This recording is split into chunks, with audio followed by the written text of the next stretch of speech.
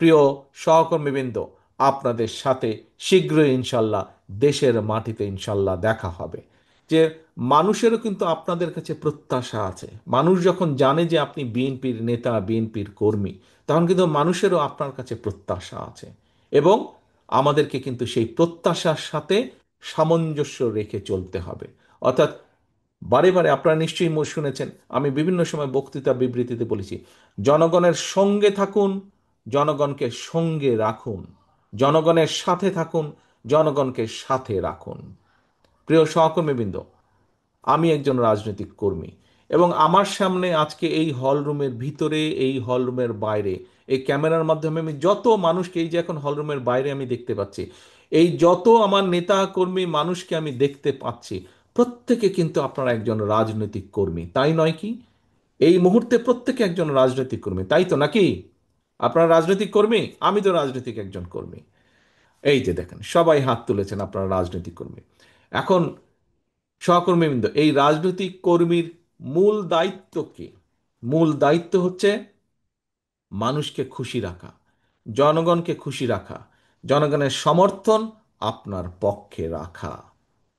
দেখুন, আপনি যখন আপনার এলাকায় একটি জনসভা করেন, অথবা আপনি যখন আপনার এলাকায় একটি মিছিল করেন, সেই মিছিলে যখন মানুষ বেশি হয়, সব মশার বিরুদ্ধে সুরক্ষা দিতে এলো বসুন্ধরা এক্সট্রিম অ্যারোসল, মশার বিরুদ্ধে এক্সট্রিম সুরক্ষা। আপনি যখন পিছনে তাকিয়ে দেখেন মিছিলটি আপনার প্রত্যাশিত থেকেও বড় অনেক। আপনি যখন জনসভায় বক্তৃতা দিতে উঠেন, মঞ্চে উঠেন, আপনি যখন দেখেন আপনার সেই জনসভায় মানুষের ঢল আপনার প্রত্যাশার চেয়েও বেশি, আপনার কি ভালো লাগে না? আমার তো ভালো লাগে, আপনার ভালো লাগে না? নিশ্চয়ই আপনাদের প্রত্যেকের ভালো লাগে। এখন সহকর্মীবৃন্দ, মানুষ কখন আপনার জনসভায় আসবে, মানুষ কখন আপনার মিছিলে আসবে? যখন আপনি মানুষের প্রত্যাশা অনুযায়ী কাজ করবেন, তাই তো নাকি? আমি ভাই সিম্পলি এটা বুঝি, সাদামাটাভাবে আমি এটা বুঝি। আপনি যখন জনগণের প্রত্যাশা অনুযায়ী কথা বলবেন, জনগণের প্রত্যাশা অনুযায়ী কাজ করবেন, তখনই তো জনগণ আপনার সাথে থাকবে। আজকে দেখেন, এই যে যেই দলটা পালিয়ে গিয়েছে, এই বেশি দিন ঘটনা, 1 বছর আগেও, গত বছরও এই সময় কিন্তু ওই স্বৈরাচার আমাদের ঘাড়ের উপরে, দেশের মানুষের ঘাড়ের উপরে চেপে বসেছিল।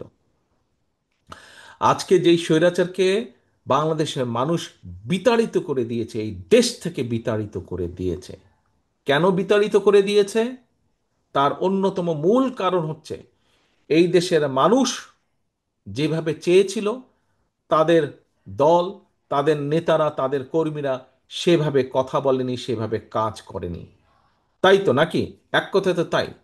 মানুষের প্রত্যাশা অনুযায়ী তারা কাজ করেনি, সেই জন্যই তাদের আজকে এই পরিণতি। প্রিয় সহকর্মীবৃন্দ, আমি এই সম্মেলনের সাফল্য কামনা করে আমার বক্তব্য শেষ করছি। ইনশাল্লাহ, প্রিয় সহকর্মীবৃন্দ, আপনাদের সাথে শীঘ্রই ইনশাল্লাহ দেশের মাটিতে ইনশাল্লাহ দেখা হবে। সকলে সুস্থ থাকবেন, সকলে ভালো থাকবেন। আল্লাহ হাফেজ। বাংলাদেশ জিন্দাবাদ। বাংলাদেশ জাতীয়তাবাদী দল জিন্দাবাদ। আসসালামু আলাইকুম।